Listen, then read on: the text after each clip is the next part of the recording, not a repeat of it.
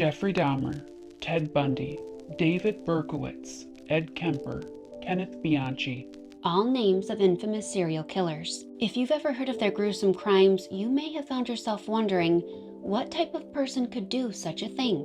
Are there signs that indicate whether someone will grow up to be a serial killer or violent criminal? Someone capable of robbery, assault, murder, serial killing, and torture. Some believe so. And while the whys and hows of serial murder are complex, some believe that early predictors of serial killers can be found in just 3 behaviors.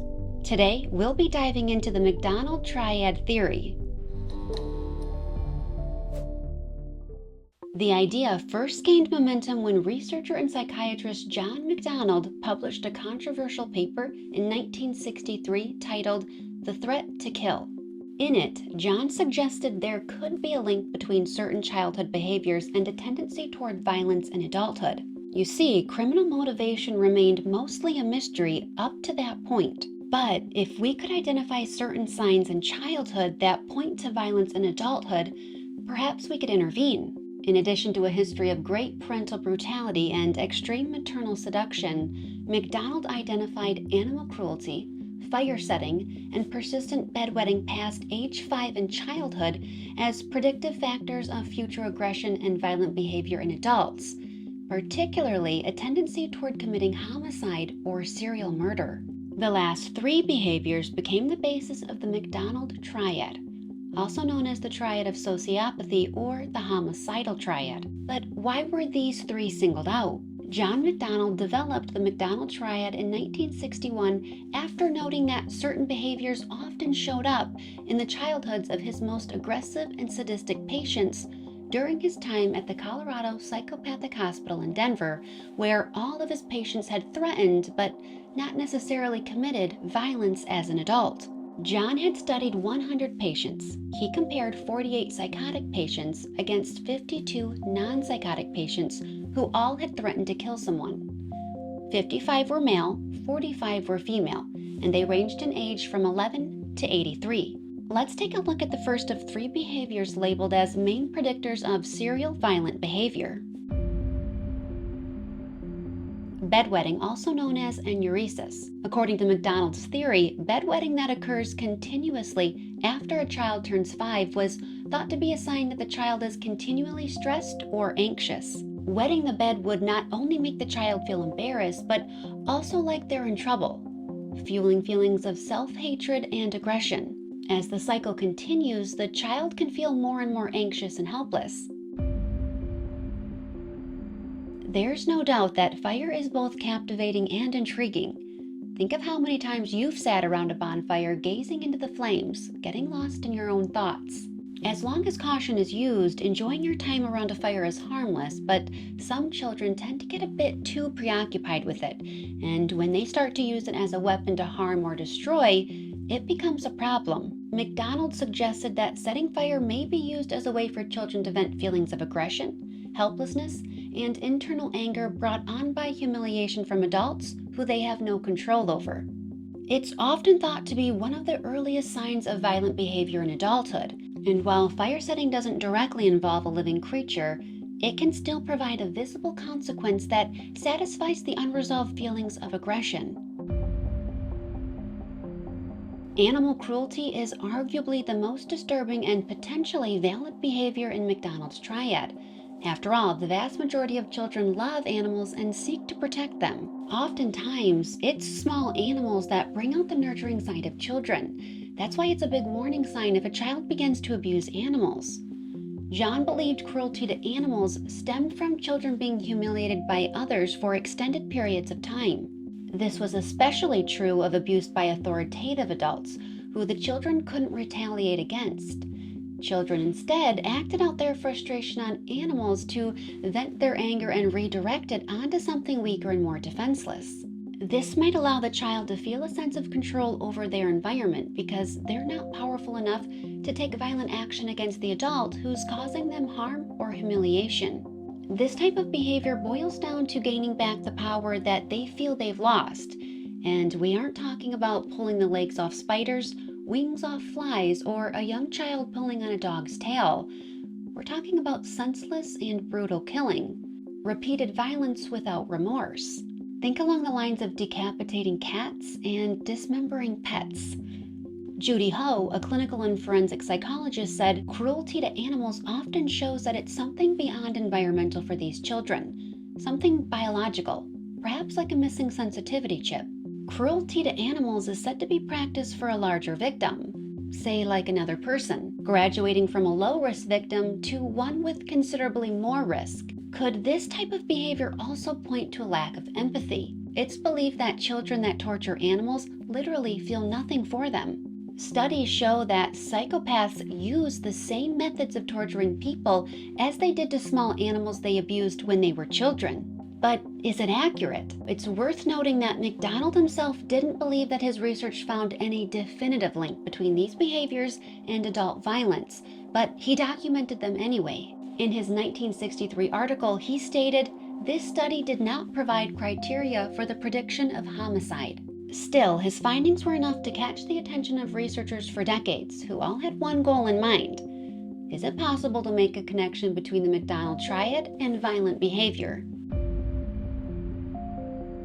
In 1966, a few years after Macdonald's publication, a study led by psychiatrists Daniel Hellman and Nathan Blackman divided 84 incarcerated offenders into two groups, a group of 53 non-aggressives and a group of 31 aggressive violents. They found that 75% of the violent offenders showed evidence of one or two behaviors from the triad, and that 45% showed all three. 68% of the violent criminals had been bedwetters versus 28% of the group of non-violents. The most comprehensive study on the link between cruelty to animals and later aggression was completed by Dr. Stephen Kellert and Dr. Alan Feldhaus in 1985. They interviewed 152 criminals and non-criminals and found that aggressive criminals were more likely to be cruel to animals in childhood compared with non-aggressive criminals and non-criminals. In 1987, animal cruelty was added to the Diagnostic and Statistic Manual of Mental Disorders as a symptom of conduct disorders. A study conducted by the FBI in 1988 found that animal cruelty was the strongest predictor for serial murder.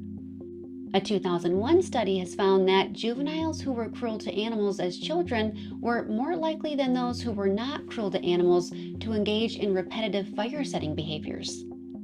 Another 2001 study of 45 violent and 45 non-violent offenders incarcerated in a Florida maximum security prison found that violent offenders were significantly more likely than non-violent offenders to have committed acts of cruelty as children, especially against the family pets.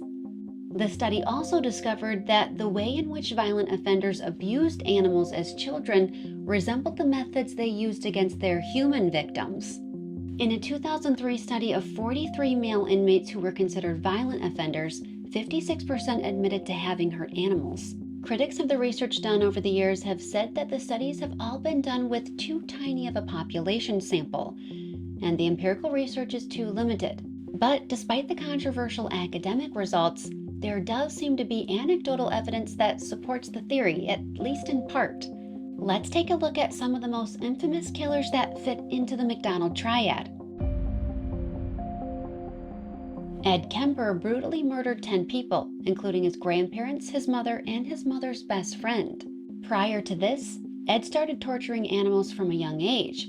At just 10 years old, he buried his cat alive. He then dug it up and displayed its head on a spike as a trophy. When he was 13, he used a machete to chop the head off of another cat.